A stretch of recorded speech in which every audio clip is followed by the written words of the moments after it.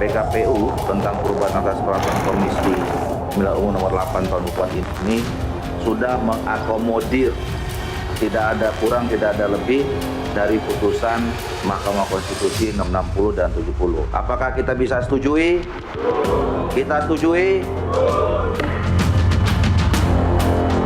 Saya tadi nanya itu sama itu Mbak Airin.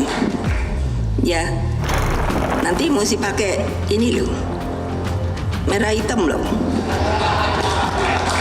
Iyalah, mau dijadikan tapi coba masa nggak pakai merah hitam? Ya, gimana? Terus maunya jadi apa? Independen? Ya cari independen.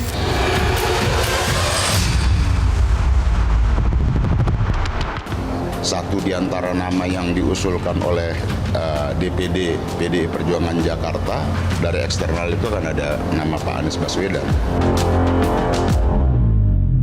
Bahwa dengan lahirnya keputusan MK, Mas Kaisang tidak akan maju dalam kontestasi pilkada. Iya kok bukan solid, kokoh, plus kokoh. Oh Jakarta itu ya RK Pak Suswono. Kecuali kalau PKS berubah ya, dan dia cukup ngusung sendiri.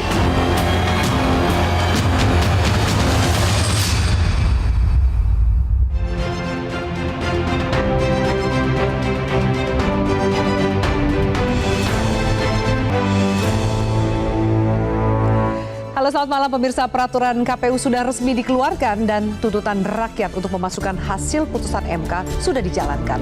Jelang pendaftaran besok, manuver partai politik semakin kelihatan. Ada yang langsung berubah haluan dukungan, ada pula yang masih menimbang nama calon andalan. Menarik melihat seperti apa peta politik dalam 3 hari ke depan. Apakah PDIP akan membuat kejutan lewat Anies Baswedan atau batal karena terganjal wajib kader yang menjadi persyaratan? Bersama saya Afina Malik, inilah Panggung Demokrasi pada malam hari ini. Putusan MK guncang dinamika pilkada.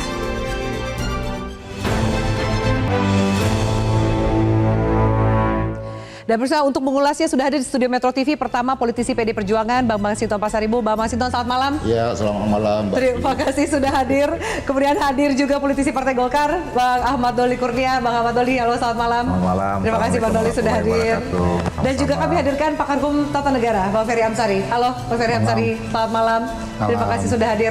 Satu lagi untuk melengkapi diskusi kita, pengamat politik sekaligus Direktur Eksekutif Poltreking Indonesia, Mas Hanta Yuda. Halo Mas Hanta Yuda, selamat malam. Malam, Abi. Terima kasih Bapak-Bapak sudah hadir. Sebelum kita membahas mengenai dampak dari putusan MK, saya sedikit meminta pendapat dari narasumber, terutama Mas Ferry dan Mas Hanta. Melihat tadi kita baru saja breaking news, ternyata ada gelombang lanjutan dari demonstrasi mahasiswa mengenai hasil putusan MK. Padahal kita tahu PKPU juga sudah siap dijalankan. Mengapa masih ada gelombang itu? Dari Mas Ferry, apa tanggapannya? Ya, pertama meskipun DPR dan KPU ya berupaya keras untuk meyakinkan publik untuk mematuhi putusan 60-70, publik tidak melihat bahwa ini persoalan bukan soal sekadar patuh pada putusan MK belaka. Ya. Tapi ada hasrat politik luar biasa tinggi dari dinastinya Presiden Joko Widodo yang itu mempengaruhi betul oleh publik bahwa ini belum bisa diselesaikan. Dan saya yakin ini belum terselesaikan untuk beberapa dan demo hari ini belum akan selesai. Ya. Besok sudah pendaftaran. Bagi saya tidak cukup garansi perkataan dari seorang Bang Doli ya bahwa harusnya siapa? Ini ada orangnya di sebelah nih Mas Ferry. Harusnya siapa? Garansinya siapa? Bang Doli kan meyakinkan bahwa ya pegang nama saya akan menjalankan putusan 60-70, bukan itu. Orang bukan soal percaya atau tidak percaya Doli Kurnia. Orang bicara soal percaya atau tidak percaya keluarga Presiden Joko Widodo. Dan publik sudah tidak percaya dengan keluarga ini, dan inilah yang terjadi akhir-akhir ini. Betapa marahnya orang. Kita tidak melihat ada respon minta maaf dari keluarga ini. Keluarga ini seolah-olah ini bukan kerjaan tukang kayu.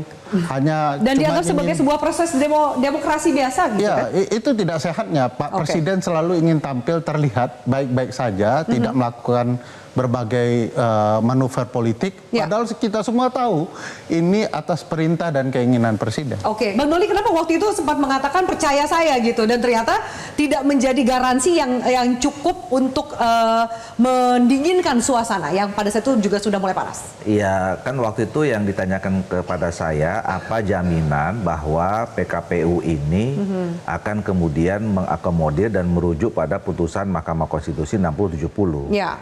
Saya bilang ya garansinya saya, karena saya yang memimpin rapat konsinyering, saya yang memimpin rapat konsultasi di RDP di DPR itu, dan memang kami udah koordinasi ya.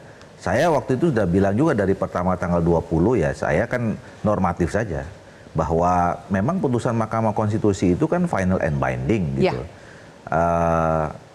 Dan kalau misalnya tidak ada upaya politik atau upaya hukum lain, ya putusan Mahkamah Konstitusi itu, nah ikuti saja. yang itu berkonsekuensi dengan perubahan pada peraturan teknis berikutnya, Ya. KPU maupun Bawaslu.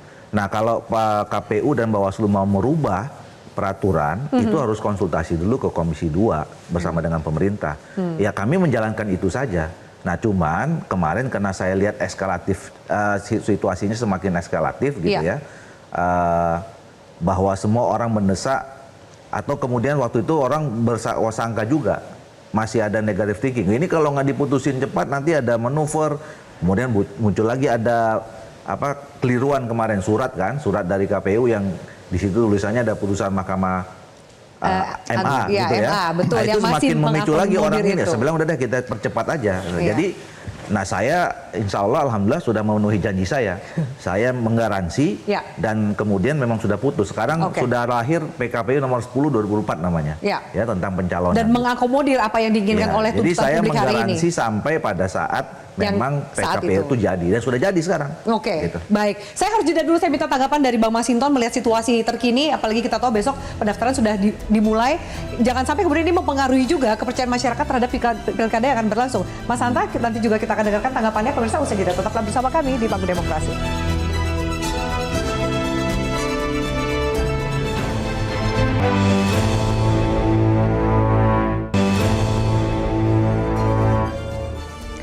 Baik, pemirsa, kami lanjutkan pembahasan kami. Bang Masinton, saya minta tanggapan juga sebagai kader PDIP. Ini tuntutannya, situasi unjuk rasa ini tuntutannya mengawal PKPU. Dari awal juga sudah seperti itu, dan juga menolak politik dinasti. Tanggapan dari PDIP melihat situasi terakhir bagaimana?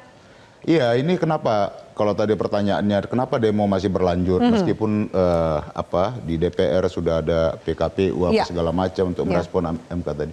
Ini adalah protes rakyat ya, terutama mahasiswa, elemen masyarakat sipil, ketidakpercayaan terhadap kekuasaan yang selalu mengakal-ngakali peraturan, memaksakan kehendaknya dengan merubah berbagai jenis peraturan. Nah, kalau kita lihat runutannya ya, ada ini adalah akumulasi. Tapi ini belum akumulasi yang ini belum titik puncaknya. Belum titik puncak, tapi ini adalah bagian dari rentetan ya, di mana selama ini rakyat melihat kesewenang-wenangan kekuasaan secara kasat mata mempertontonkan bahwa apapun ya bisa dilakukan oleh kekuasaan dan bisa dipaksakan oleh kekuasaan baik terhadap elit maupun terhadap rakyat. Oke. Nah, itulah yang kemudian terjadi hari ini, yang ini aksi-aksi hari ini ya, dan besok akan berlanjut terus. Ini bagian dari ekspresi perlawanan rakyat, kekecewaan masyarakat yang selama ini diam ya. Diam bukan berarti dia mau dibodoh-bodohin, mau dikadal-kadalin gitu. Tidak. Hari ini rakyat sudah, kita tidak mau lagi dikadal-kadalin, kita tidak mau diakal-akalin, kita tidak mau lagi dipaksakan oleh kehendak kekuasaan yang jolim gitu. Nah, inilah sekarang mendatangkan momentum perlawanan, dan saya yakin perlawanan ini belum berhenti. Tapi Anda nggak nakut-nakutin, karena kan sebenarnya di tahapan pilkada harusnya situasinya kondusif. Tidak, saya menangkap suasana kebatinan di bawah. Seperti itu. Oke, baik. Kalau kita tanyakan nih ya, teman-teman elemen masyarakat sipil, akademisi, kalangan profesional, Nggak ada yang setuju Jadi dengan gelombang cara ini makin akan terus bergulir. Iya, ini kekuasaan norak yang dipaksakan ke rakyat, ya. Baik. Dikira rakyat itu sebodoh ke penguasa yang norak ini. Oke, Mas Hanta, Itu. apakah Anda setuju bahwa kemudian gelombang ini akan berlanjut? Kita tahu juga apakah nanti akan berpengaruh terhadap tahapan pilkada besok sampai tanggal 29 ada pendaftaran calon kepala daerah. Kalau misalnya tidak respon untuk memenuhi aspirasi publik bisa jadi. Jadi saya membaca ini sebagai potret dari ketidakpercayaan publik atau rakyat pada umumnya kepada sistem politik yang sedang berjalan. Terutama lembaga negara, wabil khusus DPR yang tadinya ingin merevisi undang-undang pilkada. Kalau misalnya putusan MK berhenti di situ saja, tidak ada upaya manuver politik dari DPR, ceritanya lain. Yeah. Mungkin tidak sampai seperti hari ini. Yeah. Yang kedua, ini betul eskalasi dari titik akumulasi yang mungkin belum klimaks. Saya tidak tahu apakah hari ini klimaks atau justru akan klimaks lagi eskalasinya. Nah, sehingga saya kira harusnya tidak pemantiknya, jangan dikasih stimulus seharusnya kondisi seperti ini. Okay. Nah, padahal di satu sisi pemerintahan Pak Prabowo ini kurang baik memulainya dengan situasi semacam yang ini. panas seperti Begitu ini. juga dengan pemerintahan Pak Jokowi, jangan sampai kesan di publiknya su'ul khotimah, kita tidak menghendaki seperti itu tentunya. Nah, kaitan dengan pilkada, saya kira isu ini sebenarnya bukan persoalan orang per orang. Betul, setiap keputusan ada yang diuntungkan, ada yang dirugikan. Okay. Tapi bukan sekedar Anies Baswedan atau nama-nama yang punya elektabilitas tinggi kemudian tidak bisa maju karena tidak memiliki boarding pass. Bukan hanya itu, sekedar itu. Yang kedua juga bukan sekedar PD Perjuangan yang ditinggal sendiri. Yeah. Partainya tidak punya kawan sehingga tidak bisa mengusung. Bukan sekedar itu juga. Jadi banyak sekali faktor yang kemudian paling membuat penting menurut situasi saya hari dua ini. hal. Satu, Oke. dari sisi pemilih. Pemilih punya hak.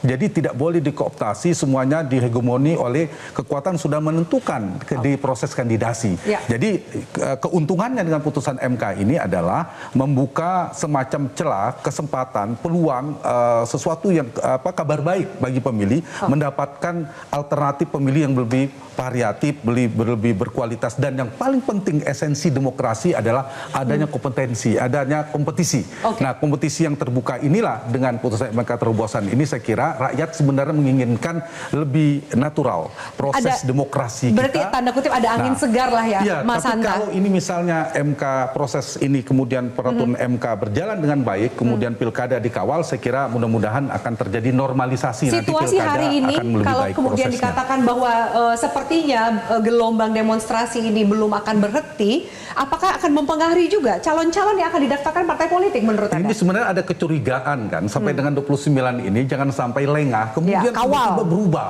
Kan ada kemungkinan ini tiba-tiba Bang Masinton, Pak Bang Doli dengan kawan-kawan di DPR merevisi diam-diam, kan bisa kemungkinan sampai ditutup tanggal 29. Ya. Jadi tidak berlebihan kalau mahasiswa gerakan civil society kemudian curiga untuk mengawal sampai dengan tanggal 29 itu. Oke. Jangan sampai ada perubahan. Oke. Nah, sampai di situ maka kalau kemudian proses ini berjalan dengan baik, menurut saya eskalasinya mungkin ya Bang Masinton relatif agak menurun mungkin ya. Bicara soal, sorry Mas Hanta, mau dilanjutkan sebelum saya pindah ke Bang Masinton? Silakan, lanjut. Bicara soal salah satu calon, tadi Mas Hanta sempat menyampaikan ini bukan cuma soal siapa yang maju atau tidak maju. Salah satu tadi disebutkan adalah Anies Baswedan. Padahal hari ini media semua sudah ramai bahwa hari ini nama Anies ini akan diumumkan menjadi calon gubernur Jakarta. Kenapa batal Bang Masinton? Padahal Pak Anies ini sudah memposting sungkem dan meminta restu dari ibundanya, tapi kemudian rencananya tidak semulus seperti yang disampaikan di media. Ini gambarnya bahkan sudah viral, Bang Masinton. Ya, mudah-mudahan persoalan waktu aja. Mudah-mudahan. Kalau ya. persoalan waktu berarti PDIP tetap mengusung Anies? Mudah-mudahan. Itu kan ranah DPP. Kebetulan saya seharian tadi sama beliau di Senayan. Bagaimana membaca dua kali mudah-mudahan? Saya tidak ngikutin dinamika di apa yang terjadi di DPP. Karena saya seharian tadi sama beliau di Senayan. Situasinya yang Anda dengar seperti apa, Bang Masinton? Hari ini kan kita tunggu ada kemudian muncul nama Anies Baswedan bersama Rano Karno. Berbalik kemudian muncul nama Pramono Anung dan Rano Karno. Yang Anda dengar saat ada di ngopi bareng Bang Doli ini apa perkembangannya? Masa nggak memantau perkembangan situasi partai sendiri? Harusnya kalau Pak Pram kan tadi ada ya. Kalau bacaan saya nih, saya kan nggak berani mendahului keputusan partai ya. Tapi saya coba baca. Tadi kan Pak Pram ada. Kalau beliau yang dipasangkan kan harusnya sudah diumumkan tadi. Oh gitu. Kira-kira jadi gitulah. belum fix nih siapa ya, yang... mudah-mudahan tinggal menunggu waktu. Kalau saya preferensi saya ya Anies. Kan begitu ya. Anies kan Rano. ada Anies Rano Karno. DPD PDI Perjuangan DKI Jakarta juga mengusulkan Pak Anies satu di antaranya. Tapi kami ini kan kader partai. Ketika keputusan diambil kami tegak lurus dengan keputusan partai. Benar nggak jadi diumumin karena masih alot diskusi soal Anies harus jadi kader PDIP? Mungkin bukan hanya itu ya. Oh, masih ada lagi yang lebih berat dari itu? Ada banyak hal lah yang harus didiskusikan. Mungkin menurut saya gitu, tidak seteknis itulah ya. Masalah tentang KTA apa segala macam itu kan sangat teknis sekali. Oke, jadi bukan kalkulasinya bukan sekedar harus menjadi kader yang itu menjadi diskusi yang alot Ya antara menurut Anies saya dengan ini PDIP. persoalan waktu aja. Oke, Ya. baik. Saya tanya Mas Hanta, soal hari ini deh yang ditunggu-tunggu sempat kemudian mau breaking news dan lain ternyata nggak jadi juga, dibatal juga. Apakah memang soal waktu atau ternyata alotnya bukan urusan kader, Mas Hanta? Saya membaca dua kemungkinan ya dugaan saya dari faktor internal dan eksternal. Dari faktor internal barangkali bisa jadi soal komposisi yang belum selesai, apakah cagupnya atau cawagupnya. Kalau cagup mungkin soal perlunya komunikasi, komitmen Pak Anies dengan PD Perjuangan karena dalam rekam jejaknya kan terlalu lama berseberangan katakanlah. Tapi itu tidak mungkin tidak bisa dibicarakan. Ada kemungkinan tidak seteknis itu bahasa Bang Masinton tadi. Dan apalagi Pak Anies hari ini sudah pakai batik merah. Sudah pamitan dengan ibu beliau, kemudian juga sudah duduk bersama Pak Bang Rano Karno. Itu tuh kan ramai sekali hari ini. Nah, mungkinkah posisi cawagup yang belum internal, tapi eksternal saya melihat memang saya hanya bisa bilang ada faktor X yang bisa tidak membuat keinginan Pak Masinton tidak terwujud. Nah, saya tidak tahu.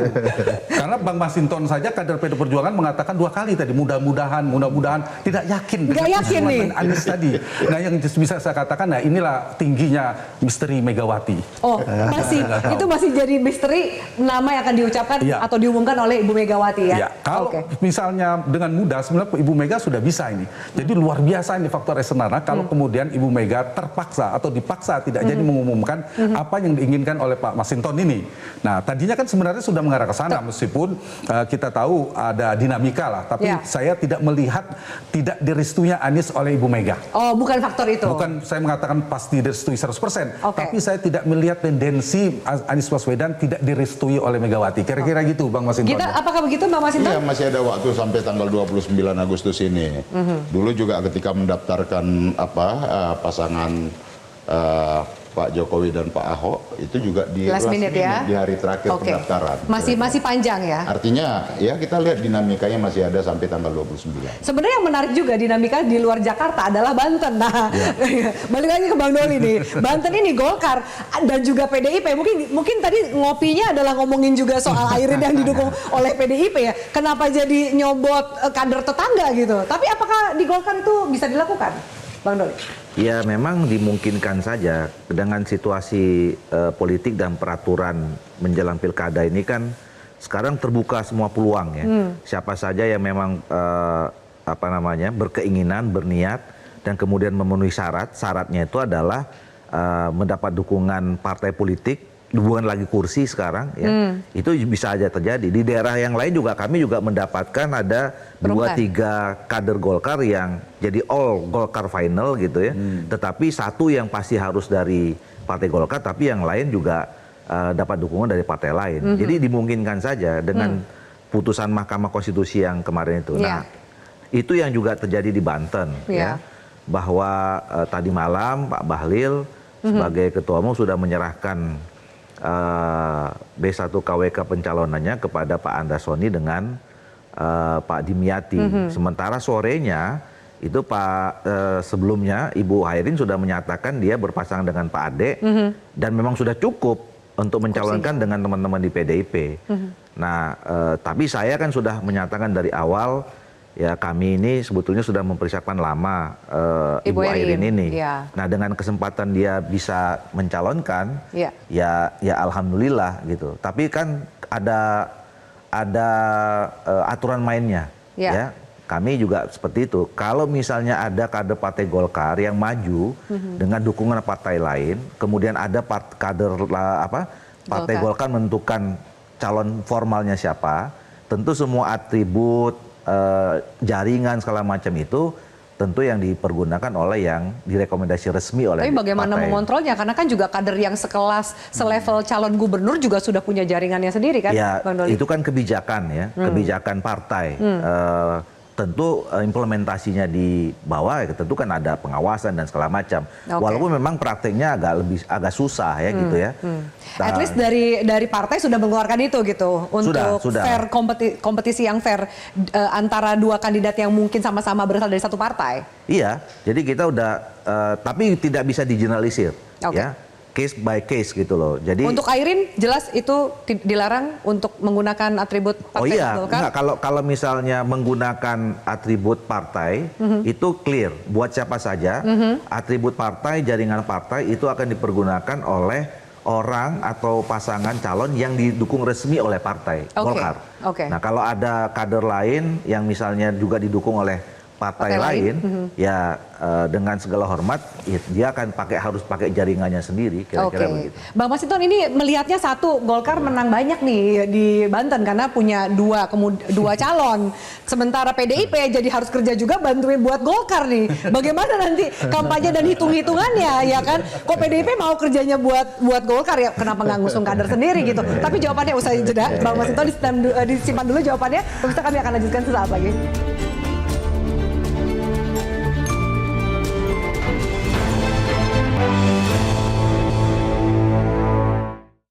Saya tadi nanya itu sama itu Mbak Airin.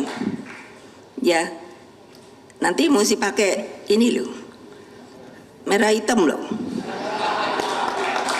Iyalah, mau dijadikan tapi coba masa nggak pakai merah hitam? Ya gimana? Terus maunya jadi apa? Independen? Ya cari independen. Oke, baik, pemirsa kami lanjutkan. Mbak Masinton, tadi kita juga mendengar sama-sama statement dari Ibu Mega yang mengatakan ke Mbak Airin ya, ke Bu Airin, Bu Airin nanti pakai baju merah hitam loh, mungkin karena nggak bisa pakai baju kuning gitu. Atau gimana pesan dari Bu Mega itu gitu? Kan nggak boleh pakai baju kuning kata Bang Doli kan. Jadi jangan Mbak Airin nanti kampanye pakai baju merah hitam karena didukung oleh PDIP. Ya secara uniform kan PDI ya merah hitam warnanya. Kemudian ya semangatnya harus merah. Artinya pro kerakyat. Nah kemudian bagi PDI Perjuangan yang mau kita menangkan ini kan adalah rakyat. Maka siapapun itu, baik kader maupun non kader dari PDI Perjuangan, kader eksternal gitu ya, yang diusung oleh PDI Perjuangan, dia harus memahami tentang perspektif ideologi dari perjuangan PDIP. PDI Perjuangan, program-program pro kerakyatan, bagaimana menjaga kebinekaan, ya kan, bagaimana kepedulian terhadap lingkungan, bagaimana memajukan daerah, begitulah. Nah jadi prinsip PDI Perjuangan adalah itu, orientasi adalah pada rakyat tadi. Jadi nggak masalah untuk mendukung kader partai lain. Bahkan kalaupun ternyata Airin menang tetap jadi kader Golkar loh. Bagi kita no problem, artinya begini, ya yang mau kita menangkan tuh rakyat, bukan sekedar individu-individu. Yang mau kita menangkan ini adalah program-program keberpihakan terhadap rakyat. Itu yang mau kita menangkan, bahwa nanti kerjasama dengan kader partai lain, dengan dipasangkan dengan kader partai sendiri. Jadi ada kolaborasi kerjasama di sana. Begitu. Itu lazim dan biasa. Yang kita pengaruh utamaannya adalah dalam setiap kontestasi itu adalah kepentingan rakyat, menang untuk rakyat. Begitu. Dan nggak apa-apa kalau Bu Airin pakai baju merah hitam, Bang Doli. Saya agak janggal nih kita ngelihatnya, biasanya kan kuning banget gitu. Saya merekomendasikan kepada DPP Pak Bahlil dan pengurus yang baru itu agar Ibu Airin ini tidak diberi sanksi ketika dia memilih maju berkoalisi berpasangan dengan partai lain. Ya. Nah, tapi begini, saya mau menjelaskan, saya menyambung yang disampaikan oleh Pak Masinton ya. Memang kita dalam menghadapi kontestasi politik, apalagi kita mau memilih calon-calon pemimpin kita di daerah ya. Kan yang paling penting itu adalah bagaimana memang sebelum kita masuk soal kepentingan politik masing-masing, partai politik masing-masing. Kita kan ingin sebetulnya memberikan sosok tokoh orang yang betul-betul menjadi aspirasi atau dari masyarakat bisa ya? membawa kebaikan, perubahan, kemajuan di daerah itu. Terlepas siapapun. Partainya. Tentu yang kedua kita berharap orang itu adalah berasal dari partai kita. Nah, jadi kami sebetulnya juga di daerah yang lain banyak mendukung kader-kader partai yang memang kita tahu bahwa mungkin di daerah itu kader kita belum cukup mumpuni, ya, belum cukup punya akseptabilitas di daerah itu oleh masyarakat yang dianggap mampu membawa kebaikan perubahan seluruhnya di daerah itu. Gitu. Oke. Jadi ini praktek yang akan lumrah terjadi. Ya selama ini juga begitu. Pilkada ini kan bukan 2004 aja, ada 2020, 18, dan saya kira pasti pertimbangan setiap partai politik itu adalah mencari tokoh-tokoh ini adalah ini memang bagus. Syukur-syukur dia adalah partai politiknya masing-masing. Tapi kalau enggak ya kita dengan dengan ikhlas ya harus mendukung orang yang memang dianggap baik, dan itu akan kelihatan disitulah peluang menangnya apa tidak. Karena percuma aja kalau kita anggap misalnya bagus, kita anggap bagus, ternyata masyarakat bilang bagus, kita paksain, nggak menang juga. Gitu. Intinya jadi menang sebenarnya, siapa yang akan menang. Mas Ferry, kalau kita lihat apakah ini kemudian jadi dampak pasca putusan MK bahwa akhirnya situasi partai lain mendukung kader yang macam-macam kan, tidak boleh menggunakan atribut partai asal dan lain-lain. Ya, kalau dibaca pertimbangan dan amar putusan 60 ya, betul Mahkamah ingin mengubah situasi sebenarnya, di mana terdapat dominasi koalisi partai tertentu. Saya bisa katakan Kim Plus itu sudah mulai menguasai seluruh wilayah secara nasional, dan sebagian itu mengguncang perasaan partai dan publik pemilih, dan itu yang dibenahi oleh putusan MK. Pasca putusan itu kita bisa melihat bahwa akan muncul calon-calon alternatif, tidak hanya dari partai di parlemen, tetapi di luar parlemen. Bahkan itu juga membuat landscape politik berubah. Yang kemarin sudah bicara siapa calon-calon, harusnya setelah itu akan berombak ulang. Dan itu juga yang terjadi di PDIP yang berbicara cukup panjang, Pak Anies Rano atau Pak Anies Masinton kan, animasi begitu ya. Itu kan pembicaraan ya? yang dibahas sebagai alternatif kebaruan. Animasi lawannya rawon. Iya, itu Bu Airin juga bicara seperti itu alternatif yang menggembirakan, yang bisa dikatakan Bu Airin sudah masuk ke ruang yang tidak berketentuan untuk mencalonkan, tiba-tiba muncul lagi, dan itu bicara soal kebutuhan para pemilih maunya apa, dan tiket-tiket itu berbasis kepada kebutuhan pemilih. Nah, kalau kemudian Kim Plus masih memaksakan perspektif istana ya dalam berbagai koalisi, bangunan koalisinya di mana-mana, mereka akan dikalahkan dengan apa yang hendak dipilih oleh rakyat. Persis seperti apa yang disampaikan Bang Doli, bahwa Golkar juga akan mempertimbangkan kader mana yang preferensinya baik dan elektoralnya baik di publik. Nah, itulah yang kita inginkan. Apalagi situasi hari ini ya. Bahwa publik inginkan sesuatu dan dia berhak untuk memilih siapa yang dia inginkan. Bukan terjebak dengan apa yang diinginkan oleh koalisi partai. Oke, Mas Hanta mau tanggapan lebih jauh soal kalkulasi dari pilkada di Banten, dan kemudian sempat juga ya ngomongin tadi Mas Ferry ngomongin Kim Plus nih, dan PKS juga udah balik badan loh, sempat mendukung Mbak Riza Patria dan Marcel, akhirnya kemudian nggak jadi mendukung. Adakah arah ke sana bahwa mumpung belum pendaftaran masih sah-sah aja untuk belok kalau badan? secara umum tidak hanya Banten, putusan MK itu sebenarnya berpotensi merubah. Kalau mengguncang dalam tema kita ini dua hal, peta koalisi kandidasi dan peta kompetisi eleksi atau election. Nah, kalau peta koalisi kandidasi, dugaan saya kalau dalam konteks nasional mungkin tidak terlalu signifikan. Kim Plus makin tetap solid untuk menjelang pemerintahan Prabowo Gibran. Nah, untuk pilkada daerah sangat strategis seperti Jakarta, Banten, Jawa Barat, Jawa Timur, Jawa Tengah, dan yang strategis lainnya, mungkin menurut saya tidak berubah. Mungkin akan ada beberapa daerah yang terkoreksi, ada yang bisa maju sendiri dan seterusnya. Tapi yang wilayah strategis ini tidak. Kenapa? Karena ada magnet yang juga kuat daya tariknya, pemerintahan yang baru. Sudah ada konsesi baru, sudah ada negosiasi baru, ada kesepakatan baru, dan sebagainya. Di saat yang sama ada yang sedang bermuktamar, sedang bermunas dan sebagainya, posisinya adanya ujung tanduk dan seterusnya. Sehingga ibarat fisika politik itu gaya sentripetalnya tetap kuat dan sentrifugal berlawanan kan, terlepas atau semakin merekat gitu ya. Nah, dugaan saya untuk peta koalisi kandidasi tidak terlalu signifikan. Jadi Kim Plus ini bisa dikatakan solid gitu, meskipun ada beberapa peta solid di daerah-daerah potensial yang saya sebutkan di Jawa terutama. Kalau di luar bisa jadi ngusung sendiri, PAS dan sebagainya. Yang kedua, yang menarik adalah peta koalisi kompetisi. Ini yang paling kabar baik buat kita. Potensi di mana seorang kandidat yang tadi di dalam koalisi yang sudah terkonsolidasi tadi hanya melawan kotak kosong, hampir sulit tertutup peluangnya hampir semua Jadi daerah. muncullah pesaing-pesaingnya. Yang kedua, melawan calon boneka atau calon independen atau perseorangan itu juga menjadi kecil.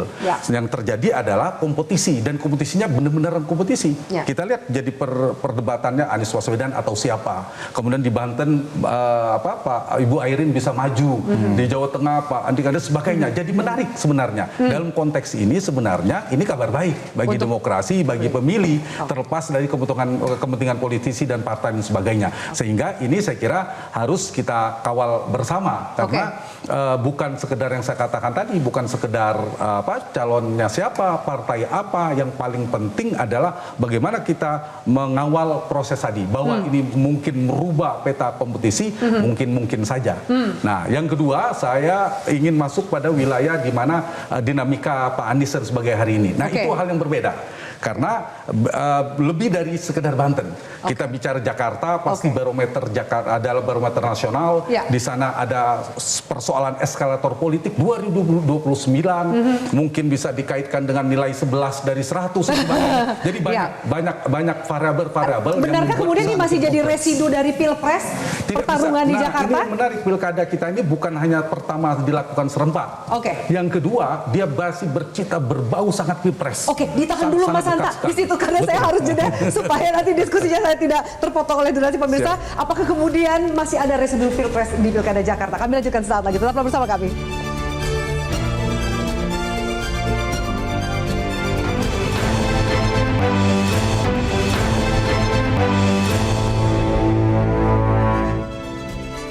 Ya, baik. Pemirsa, kami tampilkan, inilah polling netizen yang kami hadirkan. Kami tampilkan di layar kaca Anda. Menurut Anda, pertanyaannya adalah pasca putusan MK yang baru, akankah koalisi Kim Plus akan tetap solid? Jadi ada perbedaan jawaban antara netizen di Instagram dan juga di aplikasi X. Di aplikasi X mengatakan 83%, tidak akan sesolid sebelumnya. Sementara dari Instagram, netizen di Instagram mengatakan iya sebanyak 53%. Namun tipis sekali karena yang menjawab tidak adalah 47%. Kita beralih ke polling berikutnya. Baik, ada satu yang akan bisa juga masuk dalam pembahasan kita. Jadi banyak yang meragukan, terutama netizen di aplikasi X nih, yang melihat bahwa kayaknya Kim Plus pasca MK nggak solid-solid amat gitu. Tanggapannya Bang Doli? Insya Allah sih masih solid kan, sejauh ini kami terus koordinasi, konsolidasi ya. Tapi memang tentu ada perubahan strategi ya. Misalnya kalau tadi kami hitung di satu daerah ini berhadapan dengan satu pasangan calon, ya tentu sekarang ada peluang menghadapi 2 atau 3 pasangan calon. Yang tentu berbeda strateginya ketika menghadapi 1, menghadapi 2 dan 3 gitu. Tapi insya Allah kalau misalnya di internal kita sejauh ini sih masih karena begini, putusan Mahkamah Konstitusi ini kan secara umum itu tidak merubah konstelasi terlalu besar, karena tidak mungkin orang tiba-tiba jadi calon dalam hitungan 3 hari 4 hari. Ya, tadi seperti yang Pak Hanta bilang, ini kan memberikan jalan terhadap pasangan calon atau seorang yang mau mencalonkan diri yang tadinya mentok dengan putusan yang sebelum MK itu, ini jadi terbuka jalan. Tapi kalau misalnya pun tiba-tiba, wah kita kumpulin nih, saya mau calon dalam hitungan seminggu, itu nggak mungkin juga. Jadi dalam hitungan kalkulasi politik kita udah pernah hitung juga sebetulnya dulu kalau misalnya sebelum MK ini akan jadi potensi lawan kuat. Berapa gitu. nih? Gitu. Jadi sebetulnya udah. Termasuk PKS kan sempat nggak jadi mendukung Anies karena dikatakan suaranya nggak cukup. Tapi kalau putusan MK kan sebenarnya jadi cukup. PKS kira-kira akan bahkan lebih dari cukup. PKS kira-kira akan berbalik badan. Ya sejauh ini. Diskusi ini? Gini, kami kan kemarin waktu mendukung menyampaikan proposal Ridwan Kamil ini kan prosesnya cukup panjang ya. Kami datang ke Kim, alhamdulillah diterima. Terus kemudian kami juga menawarkan kepada partai-partai politik yang sekarang tergabung ya, Nasdem, PKB, PKS gitu. Dan itu kan tidak mudah. Artinya prosesnya panjang, setidaknya 3 minggu lebih itu. Ya, diskusi dulu. Jadi ada komitmen yang sebenarnya cukup mengikat lah ya. Artinya dalam proses yang cukup panjang itu ada chemistry, ada komitmen yang cukup kuat yang mudah-mudahan Kalau saya yakin insya Allah kita tetap solid. Oke, jadi balik lagi ke PDIP. PDIP gimana ini? Apakah kemudian juga ada upaya untuk menggoda Kim plus, biar nggak plus-plus banget gitu di minimal yang DKI Jakarta ya kan? Minus sih enggak, tapi nggak plus-plus banget gitu, Bang Masinton. Ya tergantung aja, itu kan kedaulatan masing-masing partai ya. Tapi kan ada upaya. Jangan sampai PDIP nanti justru bergabung lagi. Kalau secara syarat kan PDI Perjuangan cukup. Iya. Ya kita nggak akan godain. Kalau ada yang mau niat gabung ya ayo, kan begitu. Kalau yang tergoda sendiri ya silakan, tapi PDIP nggak godain gitu ya? Ya enggak. Oke. Jadi umpama kalau seperti PKB mau ngikut, ya monggo ayo gitu kan. Apakah Jadi, memang arahannya PKB mau ngikut karena juga PKB katanya masih gonjang-ganjing ada muktamar tandingan nih, Mas? ya kita nggak tahu. Maka kan saya katakan saya nggak mungkin dong mengomentarin Atau belum boleh dibuka? sikap dari partai lain gitu ya. Oke. Intinya adalah bahwa PDI Perjuangan secara syarat formal itu Mencukupi. cukup. Oke. Bahwa ada partai lain nanti mau gabung mau ikut ya yuk. Nah, kan begitu. Kita juga tidak menutup peluang partai lain untuk gabung bersama kita karena apapun kita sadar membangun republik ini dengan prinsip kerjasama. Oke, Mas Hanta nyambung tadi diskusi, tapi rasa residu pilpresnya masih ada banget nih di Jakarta. Kalau dengerin bapak-bapak bicara ini kan kayaknya adem, silakan bekerja sama gitu kan. Yang di bawah belum tentu. Melanjutkan tadi tanggapan dan juga statement dari Mas Hanta. Sebelum saya ke Mas Ferry. Iya betul, tidak bisa dipisahkan karena terlalu dekat jaraknya dengan pilpres dan sepertinya belum tuntas ya kalau kita perhatikan. Jadi misalnya di Jakarta, kalau kita bicara di Jakarta kan ini variabelnya Anies Baswedan dan PD Perjuangan kan yang sangat menentukan. Nah, dua entitas politik ini sebenarnya secara rasional sangat bisa bergabung. Sangat bisa kalau saya bicara Jakarta. Kenapa? 3 faktor, elektoralis, teknis maupun strategis. Secara elektoralis apa? PD Perjuangan membutuhkan figur yang peluang menangnya besar dikalkulasi. Jadi peluang elektabilitas. Jadi itu kalau dikalkulasi pertimbangan elektoralnya Bang Masinton benar. Harus bersama Anies Baswedan. Apalagi mereka punya lawan politik yang sama. Karena musuhnya kawan kita adalah lawannya musuh kita adalah kawan kita dalam politik. Nah, ada persamaan di situ. Yang kedua, secara strategis dua kekuatan ini kalau disatukan, dia kan dua kekuatan oposisi yang terkonsolidasi. Kita tahu PD Perjuangan adalah satu-satunya partai politik yang secara resmi kekuatan politik yang bertanda petik di posisi oposisi. Dan Anies Baswedan adalah figur yang merepresentasikan kekuatan oposisi. Kalau ini bergabung, dia menjadi kekuatan yang kuat. Tidak hanya sekedar PKS PD Perjuangan, tapi ada orang yang memilih pasangan ini bisa jadi bukan karena suka Ridwan Kamil dan tapi yang kontra Jokowi, yang kontra Prabowo akan berkumpul di sini. Belum tentu dia suka dengan kandidat yang didukung oleh ini. Dan ada soal teknis simbiosis politik mutualisme. Simbiosis mutualismenya adalah saling membutuhkan, satu punya boarding pass tapi butuh elektabilitas figurnya. Anies Baswedan punya elektabilitas yang mumpuni tapi tidak punya boarding pass. Problemnya hari ini PD Perjuangan, partai Bang Masinton punya opsi banyak. Tidak harus Anies, bisa nama lain Pramono Anung, bisa juga nama Pak Ahok dan sebagainya. Tapi Pak Anies hanya satu opsinya kalau mau maju, harus yaitu PDIP Perjuangan. Tapi akan rugi untuk PDIP jika tidak akhirnya memilih Anies untuk diusung di Pilkada Jakarta. Secara elektoral saya jawab rugi. Rugi. Saya data secara elektoral. Tapi kalau soal akseptabilitas, kedekatan, kader dan seterusnya pasti punya pertimbangan. Tetapi kabar baiknya di Jakarta, Ridwan Kamil yang tadinya melawan kota kosong, kita prediksi datanya kalau kota kosong itu tidak jauh juga sebenarnya. Saya mengistilahkan ini skema atau skenario kompetitif. Angkanya di poltreking itu 48 dan 40%. Jadi belum tentu juga ada perlawanan. Kemudian tapi yang menarik itu kan skenario Makassar yang pernah kalah dengan kota kosong. Tapi skenario kedua, skenario melawan calon perseorangan, skenario Surakarta atau Solo. Data surveinya jauh, Ridwan Kamil hampir 50%, 48%, tapi yang memilih calon perseorangan ini hanya 1,2%. Kalau ini yang dituju sangat mudah Ridwan Kamil sebentar lagi akan dilatih. Nah, yang terjadi 1 dan 2 skenario ini kan hampir tertutup. Yang terjadi adalah skenario yang betul-betul kompetisi, betul-betul sengit sengit. Apalagi kalau yang diusung adalah Anies Baswedan. Mas Ferry terakhir menyambung semua tadi pembahasan dari narasumber yang lain. Dalam berbagai skenario politik tentu ada kabar buruk, kabar baik seperti ekstrak buah manggis itu dan dalam konteks Jakarta sebenarnya simbiosis mutualisme Mei itu memang harus terjadi. Kedua belah pihak harus memikirkan ini, baik itu PDIP maupun Pak Anies. Karena bagaimanapun keduanya saling membutuhkan. Dan Pak Anies juga harus punya kesadaran politik juga, kebutuhan partai politik. Karena jangan ambil untung saja untuk maju 2024 ini. Lupa keuntungan apa yang harus dipikirkan oleh PDIP di 2029 nanti.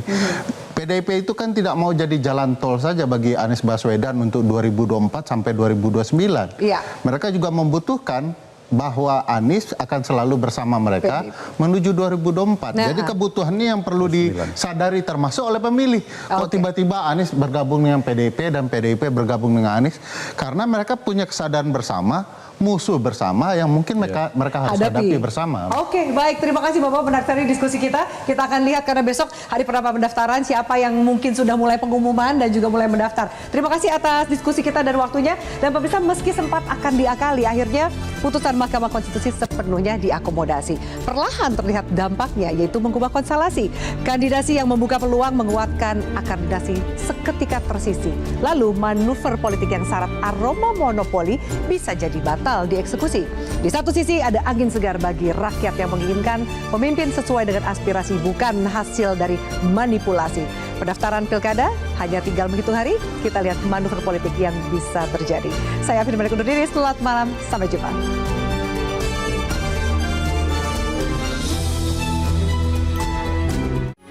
Metro TV